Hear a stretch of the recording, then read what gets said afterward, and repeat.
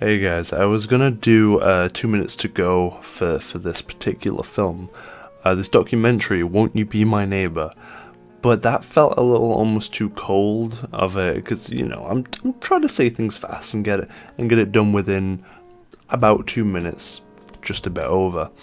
And I've started writing the review and I've got notes and stuff here that I'll probably be referring to, but I wanted something a little less formal, I guess, in a sense, because this was just such an emotional experience for me that doing such a cold format in that sense, or such a harsh kind of analytical format.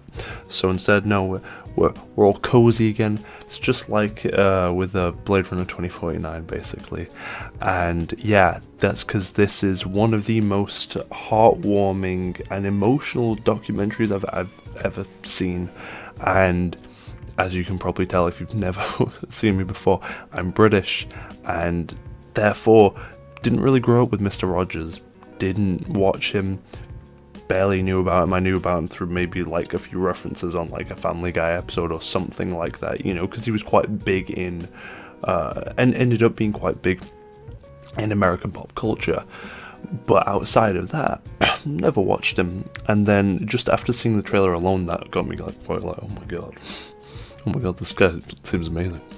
So I was like, I have to go and see this, and I was blown away that it was actually being shown in UK cinemas because of that fact, because we don't really know who he is. For those who are like me and don't know who Fred Rogers is, he was the host of a children's show, the host, creator, producer, musical man, maestro of so many parts of this show called Mr. Rogers' Neighborhood.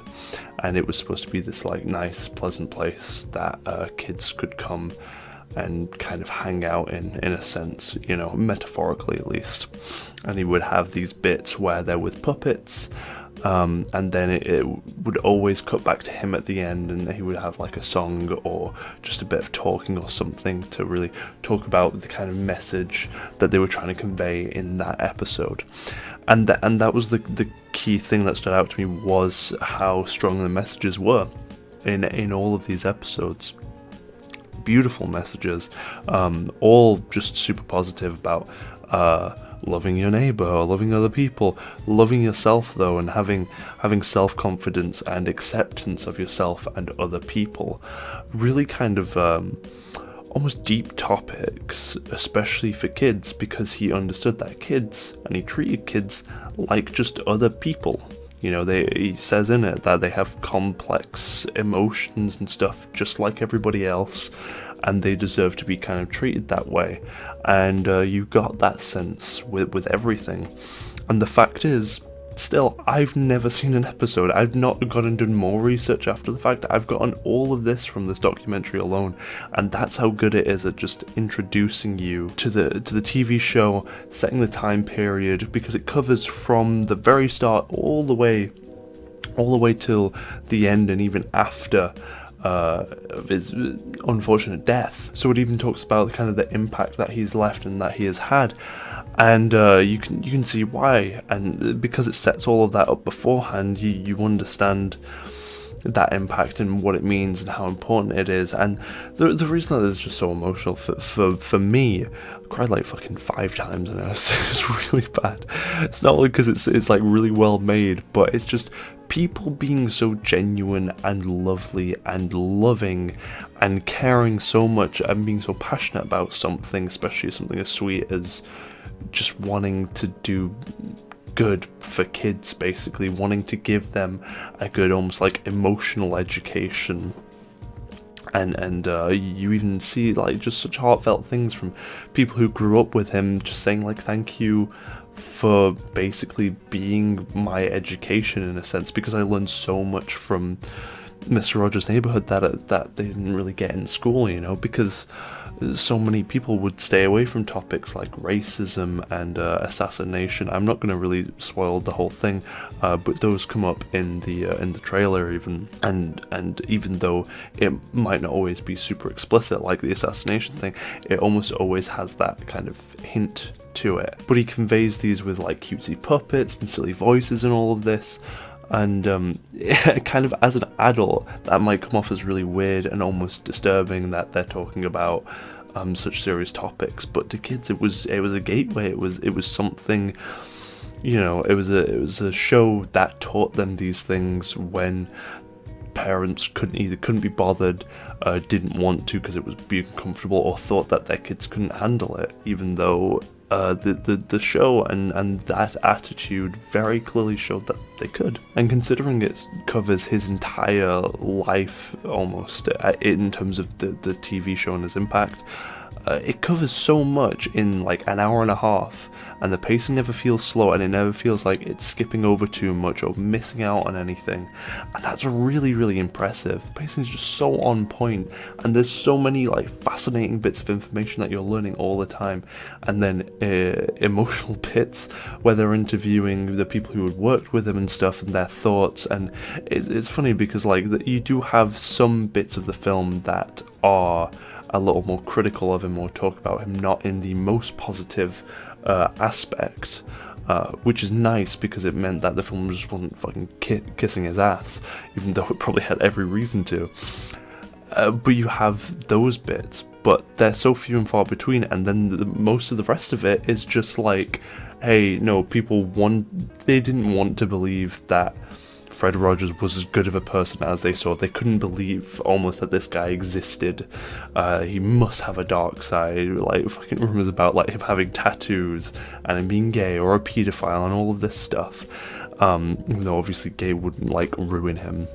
Although back in day, maybe it would have, for the general audience, the mass. And that just kind of goes to show when there's nothing to really like cling on to and make a fuss about, people will still find things. And even they found the idea of him teaching kids that they were special to end up being a negative thing. They somehow managed to twist that into being like, well, you've made everybody think they're special, and therefore they're going to be all lazy and all of this shit. I don't want to talk too in depth about too much. That I could really go in depth on a few moments that really, really got to me, but I would like to leave that because the title is just go see it, just go watch Won't You Be My Neighbor. You don't have to have seen any of his stuff or know a single thing about him. It does such a great job of filling you in on him as a person, as an icon, in terms of the impact that he had at every single bit and what was kind of going on and surrounding him. They're fascinating interviews with so many people who just genuinely had such love for him for obviously good reasons. But I think more than anything which is the reason that I'm recommending and so passionate about, please just go and watch this any way you can. I don't think it's in UK cinemas anymore at the moment, but whenever it comes out on DVD or online to stream or whatever, do it legit so that the guys who made this documentary can benefit from it, because they did an excellent job. It is beautifully shot. There's these nice little bits of animation even throughout that kind of show you visually what was going on in his mind. It's very, very well done. Beautiful music as well to complement everything, but it doesn't feel like overbearing. It's like you need to feel sad now. It's really appropriate. It's really appropriate. But the biggest reason to watch it is the message and the feeling of total goodness and warmth that you kind of get from it. It does leave you with such a happy and lovely feeling that is nice that it's not even coming from a fictional thing, it's coming from a true story. This was a guy who existed. He was this lovely, and even with all the fame and all of these pressures, he never necessarily went in a downward spiral to such an extent that he became a horrible person. Never let that get to him. And I think that's such an important message to see, and just for everybody, whether you're in the entertainment industry or have that kind of risk or not, to just see somebody, and then the people obviously who is affected, constantly wanting to do good and right by people around them, and then obviously especially kids who was like, we know they're the future of societies and stuff. So of all the people, you should absolutely be doing right by them and be teaching them to not only love each other but also love themselves, and that's just kind of a message that more and more people definitely need to hear, especially nowadays where depression rates are so high and all of this, and like it shows that this is the sort of guy that we could really do with probably right about now, with all the bullshit that's going on in the world. It would be lovely if we had kind of a modern version of this, not obviously the exact same thing, but something akin to that was there for kids. But unfortunately what we've got now is YouTube Kids, and I don't think Johnny Yes Papa is really teaching them the same sort of messages and lessons. That's not it's not quite of the same caliber, let's say. But honestly, that could be a whole other video in and of itself. I've just not cried I've just not cried this much at any film, documentary or otherwise, in quite a long time. I was super grateful that I was the only one in the theatre, even though obviously it would have been great because I would rather more people see it. But for me, it was nice to have that little bit of privacy while I went through this fucking experience. Yeah, just incredible lessons to teach and to learn from, and just showing and depicting some of the nicest, most lovely qualities that we can all strive to achieve and hope, hoping to be better people.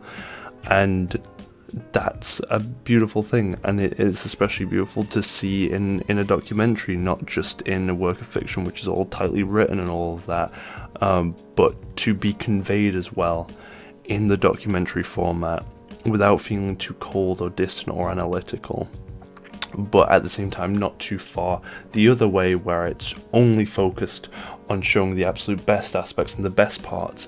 It gives a nice balance so that you still believe it as being real, not doctored, not changed or heightened or anything like this. It doesn't shy away of showing his critics, and you can choose to side with them. Personally, I'd rather side with the guy who wanted to teach kids invaluable lessons that they could grow up with, and I'm sure because of him there's a bunch of people that are similar to him. Unfortunately, none of them are really getting that spotlight that he got nowadays, but that there's definitely more people like that in the world, thanks to him. And to do such good with your life and something like that it's just incredible, and it's just an amazing thing to see. And it's an hour and a half documentary. Just go watch it. Just go watch it. It's really fucking good. It's really, really good. And like, I get emotional just even thinking about it and talking about it. That's how much this like impacted me. I loved Won't You Be My Neighbor, documentary or otherwise. It's probably one of my favorite films of the year. It's really stuck with me because I'm recording this like a week after I've already seen it. And I thought this was the better way to go rather than the other format. So yeah, go watch it. Thank you so much for watching, and I will see you in the next video.